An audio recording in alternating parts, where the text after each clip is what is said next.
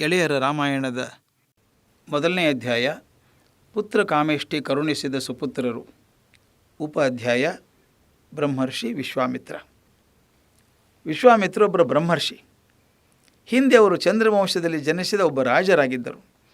ವಿಶ್ವರಥ ಎಂಬುದು ಅವರ ಹೆಸರಾಗಿತ್ತು. ಕ್ಷತ್ರಿಯ ರಾಜನಾಗಿದ್ದ ವಿಶ್ವರಥ ಬ್ರಹ್ಮರ್ಷಿಯಾದುದು ಒಂದು ದೊಡ್ಡ ಕಥೆಯೇ ಸರಿ. ಪೂರ್ವದಲ್ಲಿ ಬ್ರಹ್ಮದೇವರ ಮಾನಸ ಪುತ್ರನಾದ ಕುಶ ಎಂಬೊಬ್ಬ ಮಹಾತ್ಮನಿದ್ದನು. ಅವನಿಗೆ ಕುಶಾಂಬ, ಕುಶನಾಭ, ಅಧೂರ್ತ ರಜಸ್ಸು ಮತ್ತು ವಸು ಎಂಬ 4 ಮಕ್ಕಳಿದ್ದರು. ಅವರು ಪ್ರಾಪ್ತ ವಯಸ್ಸಿಗೆ ಬಂದ ನಂತರ ಅವರ ತಂದೆ ಕುಶನು, ಮಕ್ಕಳೇ, ಇನ್ನು ಮುಂದೆ ನೀವು ನಿಮ್ಮದೇ ರಾಜ್ಯಗಳನ್ನು ಸ್ಥಾಪಿಸಿಕೊಂಡು ಧರ್ಮದಿಂದ ರಾಜ್ಯವಾಳಿಕೊಂಡಿರಿ ಎಂದು ಹೇಳಿದನು. ಆ ಪ್ರಕಾರವಾಗಿ ಕುಶಾಂಬನು ಕೌಶಾಂಬಿಯನ್ನು, ಕುಶನಾಭನು ಮಹೋದಯವನ್ನು ಕಟ್ಟಿಕೊಂಡರು. ಅಧೂರ್ತ ರಜಸ್ಸನು ಧರ್ಮಾರಣ್ಯವನ್ನು, ವಸು ಗಿರಿವೃಜವನ್ನು ಸ್ಥಾಪಿಸಿಕೊಂಡರು. 4 ಧರ್ಮದಿಂದ ರಾಜ್ಯವಾಳುತ್ತಿದ್ದರು. ಇವರಲ್ಲಿ ಕುಶನಾಭನಿಗೆ ಗಾಧಿ ಎಂಬ ಮಗನು ಹುಟ್ಟಿದನು. ಆ ಗಾಧಿ ಮಹಾರಾಜನ ಮಗನೇ ವಿಶ್ವರಥ. ಕುಶವಂಶದನಾದ್ದರಿಂದ ಅವನನ್ನು ಕೌಶಿಕ ಎಂದು ಕರೆಯುತ್ತಿದ್ದರು. ರಾಜ ಕೌಶಿಕನು ಒಮ್ಮೆ 1 ಅಕ್ಷೋಹಿಣಿ ಸೈನ್ಯವನ್ನು ತೆಗೆದುಕೊಂಡು ಭೂಪರ್ಯಟನೆಗೆ ಹೊರಟನು. ಅವನ ಸೈನ್ಯವು ಚತುರಂಗ ಬಲವನ್ನು ಹೊಂದಿತ್ತು.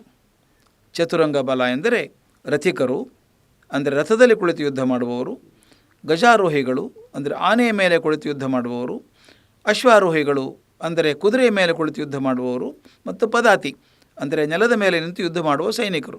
ಹೀಗೆ 4 ಬಗೆಯ ಬಲವನ್ನು ಹೊಂದಿರುವ ಸೈನ್ಯ ಶಕ್ತಿ.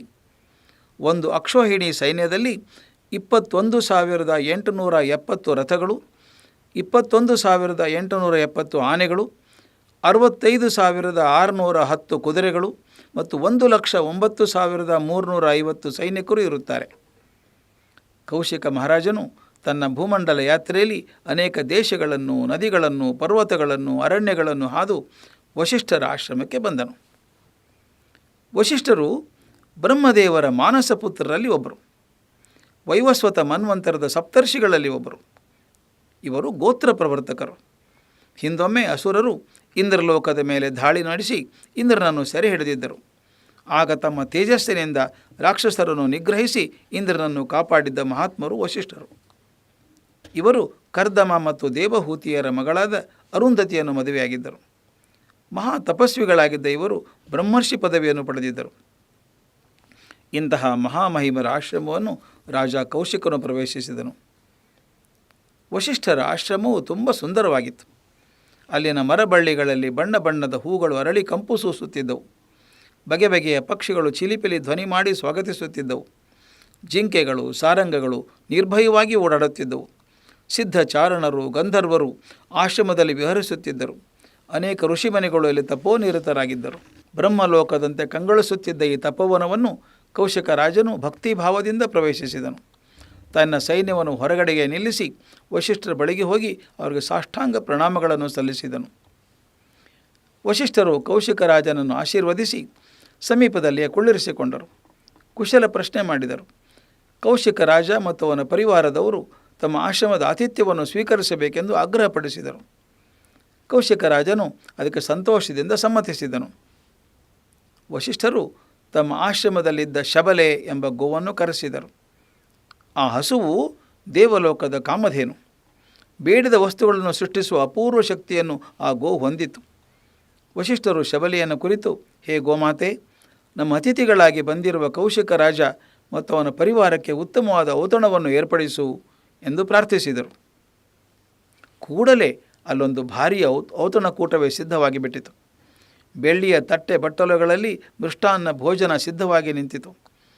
ಅನ್ನ, ತೊವ್ವೆ, ಪಾಯಸ, ಪಲ್ಯ, ಗೊಜ್ಜು, ಕೂಟು, ಬಗೆ ಬಗೆಯ ಸಿಹಿ ತಿಂಡಿಗಳು, ಜೇನುತುಪ್ಪ, ತುಪ್ಪ, ಹಾಲು, ಮೊಸರು, ಕಬ್ಬಿನ ಹಾಲು, ಪಾನಕ ಮೊದಲಾದವುಗಳು ಆ ತಟ್ಟೆ ಬಟ್ಟಲುಗಳಲ್ಲಿ ತುಂಬಿ ಹರಿದವು. ಶುದ್ಧ ಪರಿಮಳ ಜಲವು, ಹರಿವಾಣದಲ್ಲಿದ್ದಿರುವ ವೀಳೆಯವು, ಸುಗಂಧ ದ್ರವ್ಯಗಳು ಅತಿಥಿಗಳ ಮನಸ್ಸನ್ನು ಹರ್ಷಗೊಳಿಸಿದವು.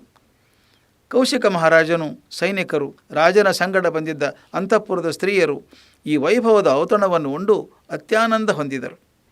ಆ ರಾಜನೊಡನೆ ಬಂದಿದ್ದ ಮಂತ್ರಿಗಳು, ಪುರೋಹಿತರು, ಇತರ ಅಧಿಕಾರಿಗಳು ಈ ಆತಿಥ್ಯದಿಂದ ಸಂತೃಪ್ತರಾದರು. ಕೌಶಿಕನಿಗೆ ವಸಿಷ್ಠರು ನೀಡಿದ ಔತಣಕೂಟದಿಂದ ತುಂಬ ಸಂತೋಷವಾಯಿತು. ಹಾಗೆಯೇ ಒಂದು ಹಸುವು ಇಷ್ಟೊಂದು ವಸ್ತುಗಳನ್ನು ಸೃಷ್ಟಿಸಿದ್ದನ್ನು ಕಂಡು ಆಶ್ಚರ್ಯವಾಯಿತು. ಆ ಹಸುವನ್ನು ಪಡೆಯಬೇಕೆಂಬ ಹಂಬಲ ಅವನಲ್ಲಿ ಹುಟ್ಟಿತು. ಅವನು ವಶಿಷ್ಠರನ್ನು ಕುರಿತು, ಮಹರ್ಷಿಗಳೇ, ನಿಮ್ಮ ಆಶ್ರಮದಲ್ಲಿ ಇರುವ ಶಬಲಿಯನ್ನು ನನಗೆ ಕೊಡಿ ಎಂದು ಪ್ರಾರ್ಥಿಸಿದ. ಆದರೆ ವಶಿಷ್ಠರು ಆ ಗೋವನ್ನು ಯಾರಿಗೂ ಕೊಡುವಂತಿರಲಿಲ್ಲ. ಪ್ರತಿನಿತ್ಯದ ಅವರ ಪೂಜೆ ಪುನಸ್ಕಾರಗಳು ಮತ್ತು ಅತಿಥಿ ಸತ್ಕಾರಗಳ ಸಲುವಾಗಿ ಆ ಗೋವು ಅವರಿಗೆ ದೇವಲೋಕದಿಂದ ಕೊಡಲ್ಪಟ್ಟಿತು. ವಶಿಷ್ಠರು ಈ ವಿಷಯವನ್ನು ಕೌಶಿಕನಿಗೆ ತಿಳಿಸಿದರು. ಆದರೆ ಕೌಶಿಕನಿಗೆ ಸಮಾಧಾನವಾಗಲಿಲ್ಲ. ಆ ಗೋವನ್ನು ಪಡೆಯಲೇಬೇಕೆಂಬ ಬಯಕೆ ಅವನಲ್ಲಿ ತೀವ್ರವಾಯಿತು. ಅವನು, ಮಹರ್ಷಿಗಳೇ, ಶಬಲೆಯ ಬದಲು ನಿಮಗೆ ಸಾವಿರಾರು ಹಸುಗಳನ್ನು ಕೊಡುತ್ತೇನೆ.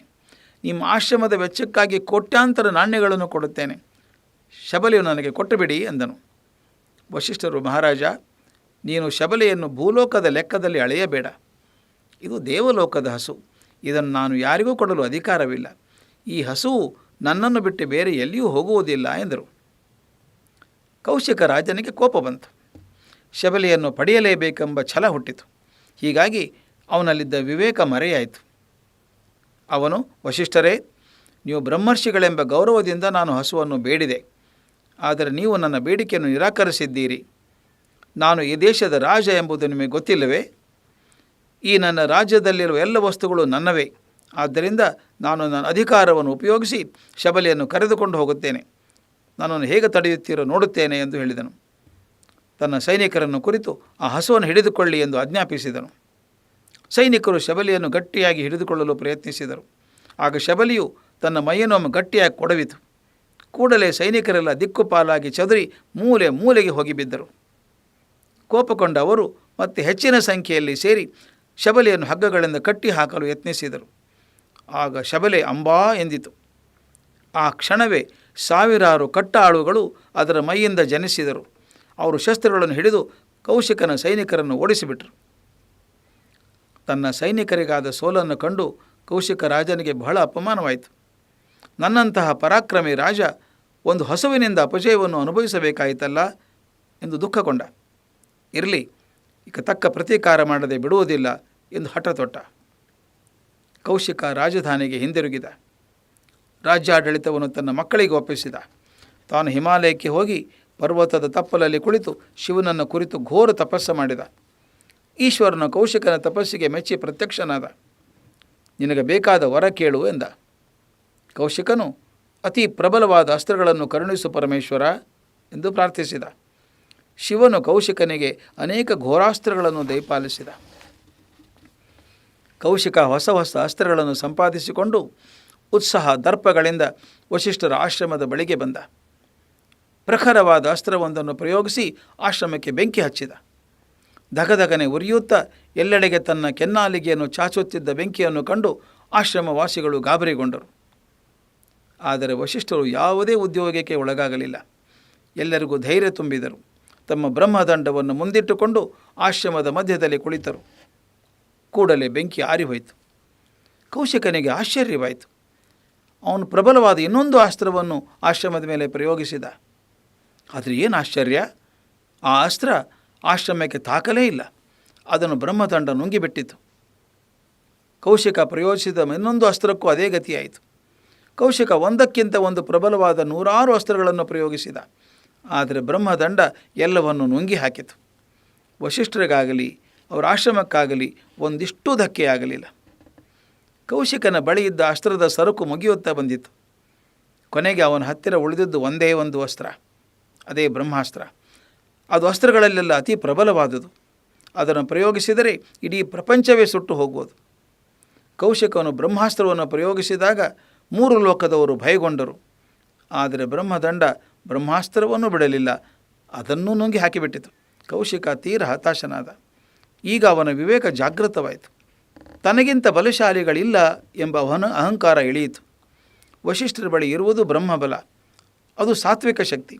ತನ್ನ ಬಳಿ ಇರುವುದು ಶಸ್ತ್ರಬಲ, ಅಂದರೆ ರಾಜಸ ಶಕ್ತಿ. ಬ್ರಹ್ಮಬಲದ ಮುಂದೆ ಶಸ್ತ್ರಬಲ ಏನೇನೂ ಅಲ್ಲ ಎಂಬುದು ಅವನ ಅರಿವಿಗೆ ಬಂತು. ತಾನು ಬ್ರಹ್ಮಬಲವನ್ನು ಸಂಪಾದಿಸಬೇಕು ಎಂದು ಅವನು ನಿಶ್ಚಯಿಸಿದ. ಅದಕ್ಕಾಗಿ ತಪಸ್ಸು ಮಾಡಲು ಹೊರಟ.